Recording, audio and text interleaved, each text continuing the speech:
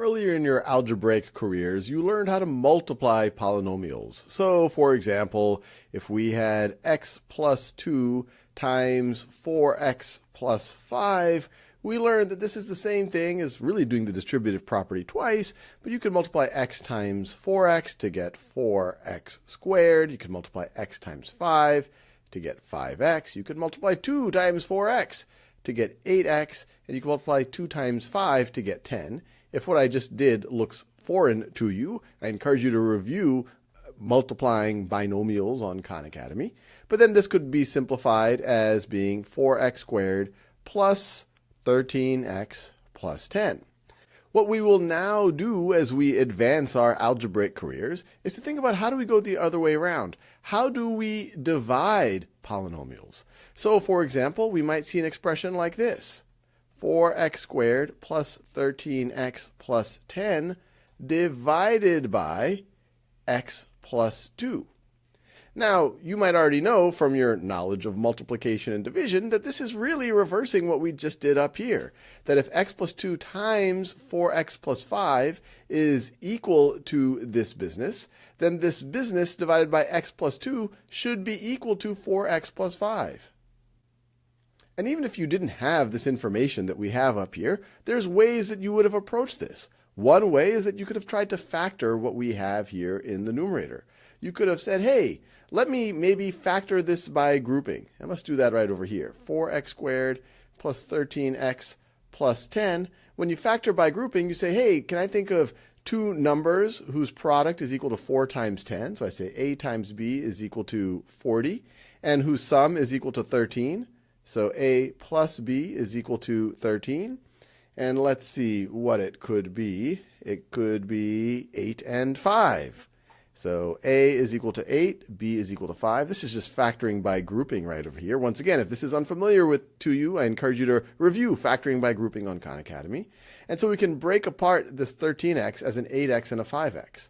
So we can rewrite this as 4x squared plus 8x plus 5x plus 10 plus 10. And notice it's just undoing what we did up here, but we're assuming that we don't even know about what we did up here, that someone just gave us this quadratic and said factor it. And then here you can say, all right, for these first two terms, I could factor out a 4x. So it becomes 4x times x plus 2. And then these second two terms, I could factor out a 5. So plus 5 times x plus 2.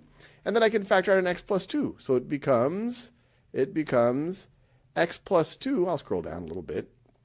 It becomes x plus 2, I'm just factoring that out, times 4x plus 5. 4x plus 5, which is exactly what we had up there. And so you could rewrite this expression that involves division, sometimes called a rational expression, as, we can rewrite this as x plus 2 times 4x plus 5, all of that over x plus 2. And as long as x does not equal negative 2, we can divide the numerator and denominator by x plus 2, and we're going to be left with 4x plus 5.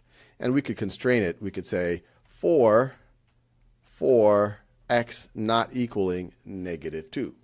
This is just a little bit of a primer. As we go deeper, we'll do many, many, many examples of this. And we'll also see that there's other techniques other than just factoring this numerator over here. And we're going to do it with higher degree polynomials, third degree polynomials. And we're going to learn something known as polynomial division, where it's going to look an awful lot, and it's actually going to have a lot of similarities with the long division that you likely learned in probably 4th or 5th grade, where we're going to take expressions like x plus 2, and we're going to divide it into 4x squared plus 13x plus 10. And instead of place value, we'll have a new notion of place value, which is around which degree term you're thinking about. So we're going to do things like, and we're going to do these completely in other videos, hey, how many times does x go into 4x squared? Hey, it goes 4x times. So you'd write the 4x there, and then you multiply 4x times x squared, you get 4x squared. 4x times 2 is 8x. Then you subtract these. And then you keep going, just like you would typically do long division. 13x minus 8x is 5x.